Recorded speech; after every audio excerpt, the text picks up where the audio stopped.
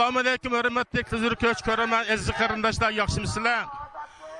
Bugun Germaniyaning Frankfurt shahridagi Xitoy konsulluğu oldida Rabia Qadir boshchiligida Xitoy kommunist qarshi g'azab bilan shiddat bilan namoyish olib borilyapti. Bu namoyishga dunyoning har qaysi joylaridan, Amerikadan, Shvetsiyadan, Germaniyadan, Gollandiya, Belgiya qator davlatlardagi vatanparvar bir qism qarindoshlar kelib bu namoyish qatnashdi.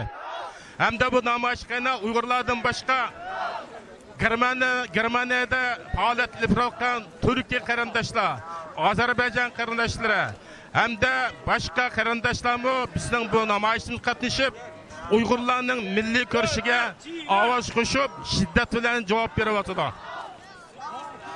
Bugungi bu namoyishni uyushtirgan o'rin Frankfurt shahrida faoliyat olib borayotgan Sharq Turkiston bir tashkilot bo'lib, tovanni biz Sharq Turkiston tashkilotining raisi hurmatli Kurash Atxan apandi so'ktak qilamiz.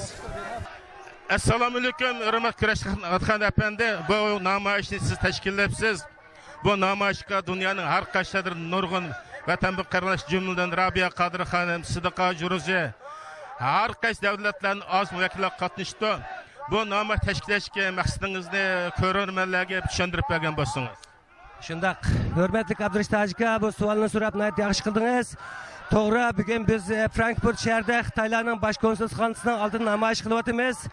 Sizning ham bu yerga qatnashayotgan hamma qarindoshlarimizning xabari bo'lganiga o'xshash 2009-yil 7-oyning 5-kuni Xitoy Uyg'ur xalqini davlat terrorini ishga solib dahshatli bostirdi. 3000'dan ortiq qarindoshlarimizni o'ldirib tashladi. 10,000'dan ortiq qarindoshlarimizni turmuqqa tashladi.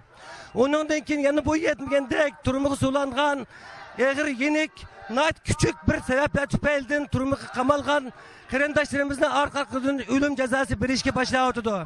Bularmi 9-oyning 12-si ham 14-kuni Xitoyning nayt qo'rqmay xotirjamlik bilan dunyoga 12 qarindoshimizga o'lim jazosi berib e'lon qilganligi, insonlikni dafsanda qilganlik, xalqaro kishilik huquq inson haqlari qonunlarini ko'zga ilmaganlik. Bizning shehidlarimizning, bizning qahramonlarimizning, yosh yigit qizlarimizning 5-islar ko'rsatgan qahramonligi, to'kilgan qonlari hargiz yerda qolmaydi. Biz bu qitim Dunyo Uyg'ur qurultiyining chaqiriqiga asosan bo'libmi 9-oydan keyin arqa-arqadan Uyg'ur qarindoshlarga berilayotgan o'lim jazosini cheklab qilish ham vatanni yashayotgan xalqimiz bilan o'xshash eg'izda so'zlash, o'xshash burunni nafas olish, o'xshash ko'zni ko'rish sababidan bugun bu namoyishni tashkil etdik. Shiroq yaqindan bo'lib hozir namoyishimizga 1000 ga yaqin kishi ishtirok qildi. Biz namoyish qatnashganlarning bu qitim ko'rsatgan bu botirligiga intayin qoyil bo'ldik. Mush orqali o'zimizning vatan bilan tartiblanishganligimizni, vatanda elib berilayotgan milliy erkinligimiz, hurriyatimiz, demokratik hayotimiz uchun, mustaqilligimiz uchun elib berilayotgan har turli mujodala bilan vatan ham sirtida, ham nafas, ham bir maydonda bo'lganligimizni ifodalamoqchi.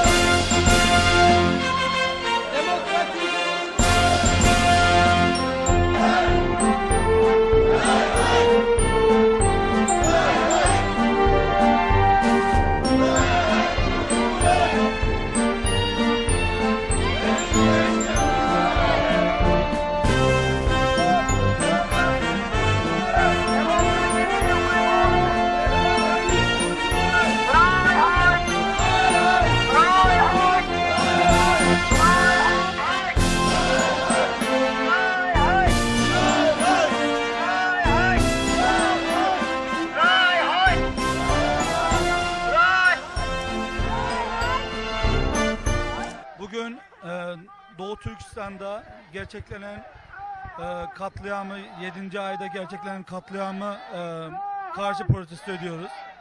Ama yani genel olarak yani bu son 60 yıldan beri süren katliama karşı Doğu Türkistan'daki Uygur kardeşlerimize yapılan katliamlara karşı bugün burada protesto yapıyoruz. Buradan dünyaya mesajınız nedir? Dünya Doğu Türkistan'a olan zulme bakıp durursa, bir şey yapmadan durursa bir gün Çin yani bu şimdiki sınırlarını da açacak. Yani bugün yaptığını zaten Çin'in bir isteği batıya doğru ilerleme. Bugün dünya buna durdurmazsa yarın Çin Moskova kapısında Viyana kapısına kadar yani gelmeye bir ihtimali bence büyüktür. Son olarak ne söylemek istersiniz? Son olarak Doğu Türkistanları yani isteyen Türk olarak görsün, onun için yardım etsin. İsteyenler Müslüman olarak görsün, onun için yardım etsin. İsteyenler insan olarak görsün, onun için yardım etsin. Bu millet yani yok olmaya hak etmedi. Bu millet soykırıma maruz kalmaya hak etmedi. Çok eski kültürlü bir millet ve yani dünyaya bu böyle bir milletin yani çok büyük kazanç olduğunu düşünüyorum. Onun için dünyadaki bütün insanlar ona karşı olması lazım. Oldu. Sağ ol. Teşekkür ederim. Hürmetli көрерmen aziz qarindoshlar, shuningdan bugungi Germaniyaning Frankfurt shahridagi Xitoy konsulsal ilib turgan namoyish soat 2da davom qilib, soat 6da oxirlashdi.